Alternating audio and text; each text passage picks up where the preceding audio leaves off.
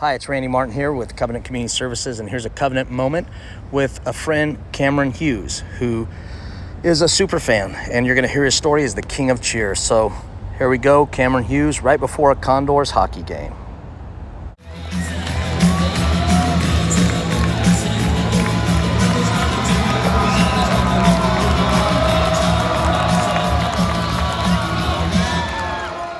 Hey everyone, Randy Martin here, CEO of Covenant Community Services. I'm here with Cameron Hughes, who has written the book King of Cheer right here, because this guy is the king of cheer. Believe it or not, I've hung out with him. He can get a crowd going no matter what's happening. So I want to write you a couple things, read you some stuff from his book. He is, believe it or not, going out to the Condors right now, and he's going to get this crowd going on youth jersey giveaway night. So it says this in his bio: the only professional sports entertainer of his kind in the world. Cameron has performed at over 1,500 events. And by the way, this is about a year or two old. So he wrote the book in 2020. So he'll tell you more, including 2 Olympic Games, 5 NBA Finals, 2 Stanley Cups, U.S. Open tennis tournament. The author of The King of Cheer, an inspiring story of perseverance, self-belief that accounts how he took his genuine love for people and turned it into the most unlikely of careers. The tagline of his book is literally what we're going to dig into in a very short little interview where he's going to, inspire you, motivate you, just like he does crowds. King of Cheer, stories of showing up, catch this, getting up, and never giving up from the world's most electrifying crowd night. So, showing up. Cameron, how many years have you been doing this? I've been showing up for 29 years. I just celebrated my 29th anniversary. It started off as a joke one night. I wanted to get the crowd going. So I got up on my seat, started to dance, and everyone was like looking at me like, "What are you doing?" And then they got into it, and I kept showing up, and the teams started to bring me in. And then, believe it or not, they started to hire me, which means they paid me. It took a while to convince them to pay me. It took them a while to convince them to pay me enough to make a living.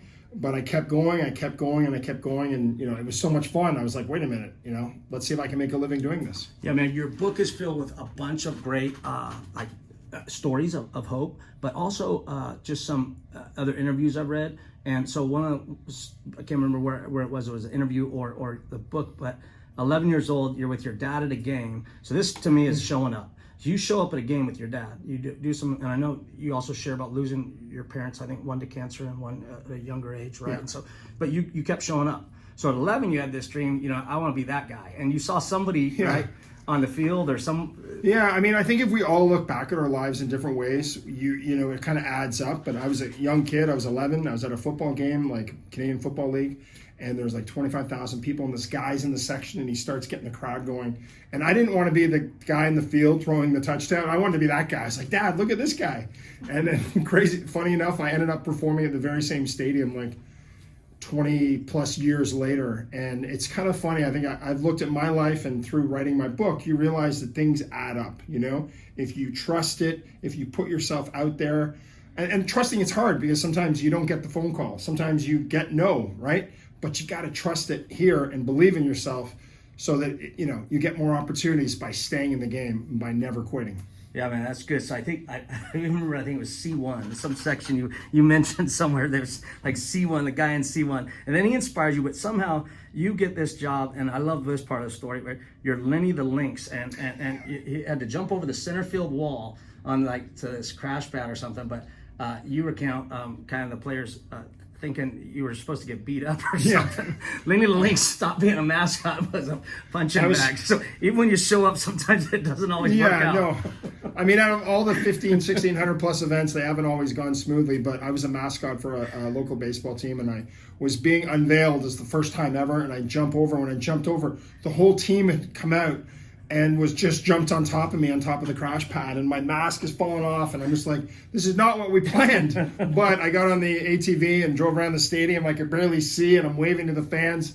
Anyhow, we had a good laugh about that, and it's like one of those things. What do? You just keep going, right? So showing up, and you had a quote here. You never know when a moment can happen, and I would like you just to say, how would you translate that little sentence? You never know when a moment can happen. A life lesson for a young person that's aged out of foster care. Why is it so important just to show up?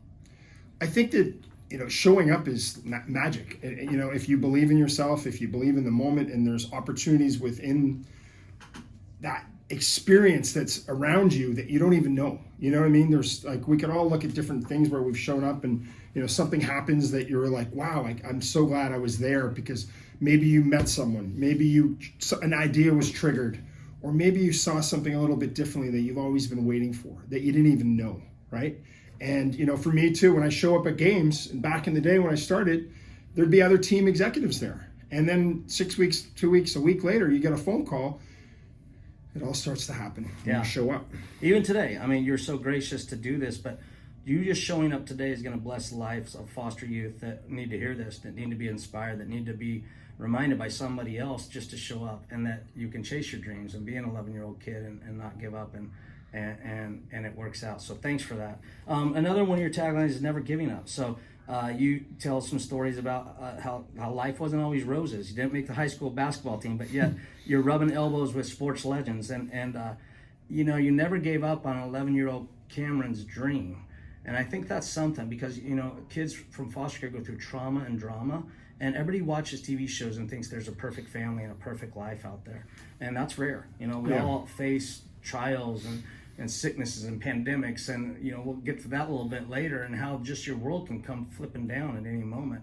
But, you know, you never gave up. And I think there's something to say that. And you're showing up led to a lot of neat things. So again, thank you for doing this. But you never gave up, even when you didn't have a job. You got up. So you didn't have a job. You're at a game. I think it was the Senators and the Jets, right? And you just decide, you know, I think the song comes, All in Family, or We Are Family, or Sister Sledge, and you get up and you start. So literally showing up, never getting up, but then sometimes you just got to get up, and you just got to follow your heart and do what's on your jump, you know? I think the Get Up, you know, I think I could have written the book. It could have been called Get Up, because we're all afraid of what everyone thinks. And reality is no one truly cares that much, but we don't know it till we experience it. We do it. But I got up that night in front of 10,000 people. I just decided to go for it. I didn't really know what I was doing. Other than in my heart, in my soul, I wanted the fans to have more fun. So deep down, I had this thing inside me going, why isn't anyone having fun? We're at a sporting event. So I got up, took the chance, and you know what the crowd did? They cheered me on, because they rewarded me for taking that leap, for putting myself out there. And then I kept getting up, and the more I got up that night, the more the fans went crazy. Right? So I think all of us have this block of like, well, you know, what if it doesn't work? What if I fall? But wait a minute. What if it does work? What if it does work? And you're not going to perfect it that night. I had no idea what I was doing, but I kept getting up, kept learning what to do, and now I've become quite good at getting a crowd going. At first, I didn't really know, but I had this thing in me. You're dancing, you're having fun. And I think it all is this thing in here where we as young people, we take these lessons and difficult challenges, and we start to get this thing, what I call the belief muscle. And you've got to keep working the belief muscle. And the more you get up, like tonight, I'm going to perform. It's my 1600th plus game. I believe I can do it. I've done this before. Do I get nervous? Sure, I get a little nerves. There's a difference between nerves and nervous, but I believe in myself. And the crowd's going to believe in it too. So getting up, man, that's so powerful, because, you know, if you wouldn't have got up at that game and followed your belief muscle, the jobs wouldn't have come rolling in.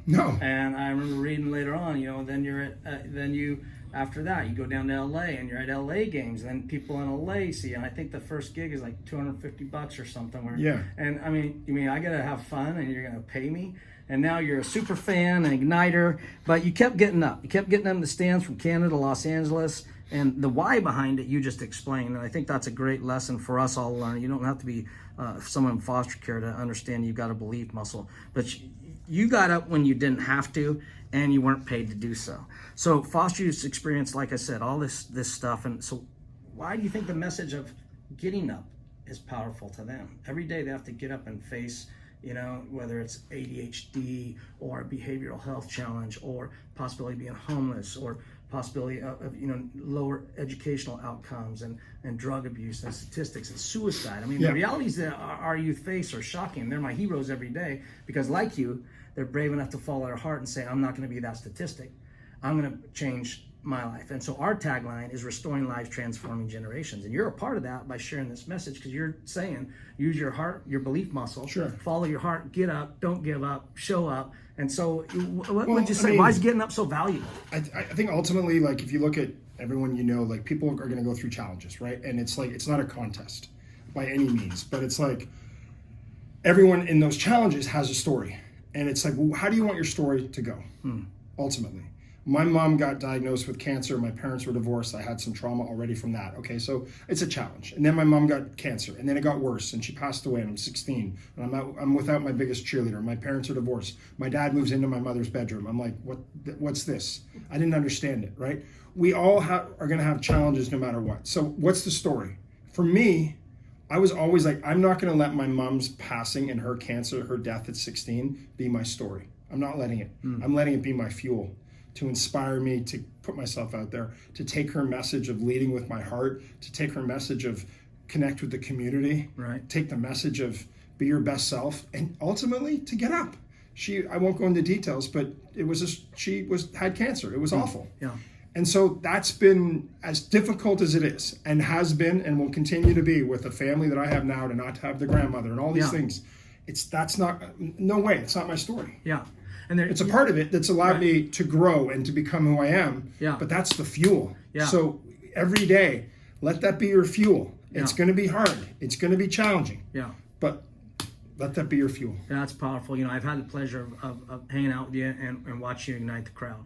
And people get such a jazz when you come by their walkway and run up the stairs and toss them a shirt or something. But, I know we don't all wake up and it's the best day ever. So even, I'm sure there's days when you don't want to go to the game. I mean, it might be your outlet, but you go because other people are counting on you.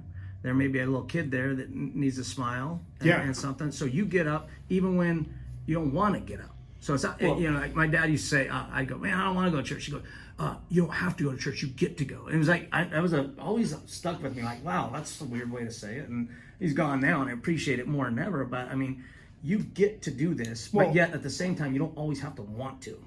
I get to put a smile on 8,000 people's faces tonight. On Monday, and 18,000. Last Sunday, 75,000. Man. So how lucky am I? Yeah. Was it hard to get there? It took 3 flights, and I missed the flight, and I had 5 hours sleep. Yeah, of course. There's going to be challenges, always, with whatever we do in our lives. Doesn't matter who you are, what level you're at, there's going to be the challenges. But, and you open it up by saying you create moments for people is, you might be tired, you got to find that win. Yeah. I don't believe in the best day ever. I believe in getting through the day and learning and growing and all those types of things and leading to great moments and having as many wins as you can. But like tonight at this game, I'm going to go and create some magical moments for some kids. Right. And who knows what that's going to do for them. Yeah. But I'm going to give them this. I think that's amazing. You just said, don't believe in the best day ever. But I do know that you are a person that always wants to better their best and is always striving to go to that next level, whatever it is. I love this quote. Is Ottawa Sun your hometown newspaper? Yeah. So it said, along the way to becoming the world's biggest superfan, Cameron Hughes is the childhood friend of Justin Trudeau. So you guys don't know that. He's the Prime Minister of Canada. He's got a small job. Yeah, he was the Ottawa Lynx mascot Lenny. He had dance-off with tennis star Novak Djokovic. He partied at Prince's house. I think Prince was a DJ that night. He breakdanced with Alanis Morissette. He went rollerblading and bar hopping with Steve Nash. And Julia Roberts offered to set him up on a date with a friend. So this is your story about, show up, get up, and then never give up. And so, you said you shared some of the challenging things. You shared this. The COVID pandemic shook us all. We all had to pivot and do some things. You did an interesting thing, and you wrote this bad boy during the pandemic. I think it came out in November 2020. Yeah, good memory. Yeah. Yeah, I mean, I had it in the back of my mind. I'd been working on it in different ways, but it just, ignited me to go, hey, like, you have an opportunity to go finish something. And, writing a book for someone with my brain is already, people are like, there's no way Cameron Hughes could ever write a book. And I had a ton of academic issues, but I found things in school that I enjoyed, and it led to this career. So, and then it led to me being able to wake up every day focusing on what I really enjoy doing. Right. So that's another thing we don't talk about enough. It's like, what do you enjoy doing? Focus on that. Don't try to do everything. Focus on that. And I enjoyed telling my stories. great. Am I a great writer? No. Did I have people edit it and help me shape it? Sure. But it all came from here. Yeah. And that's the magic. Yeah, I think, collection of essays. I guess you might even say that were their stories and snippets of his time. Yeah. But that was a pivot, and he could have sat down during 2020 and done nothing. But I remember you sharing in some interviews about people being sick of screen time and how could you inspire them yet again. So here you are, not even in their house, but you're in their house because they got a book.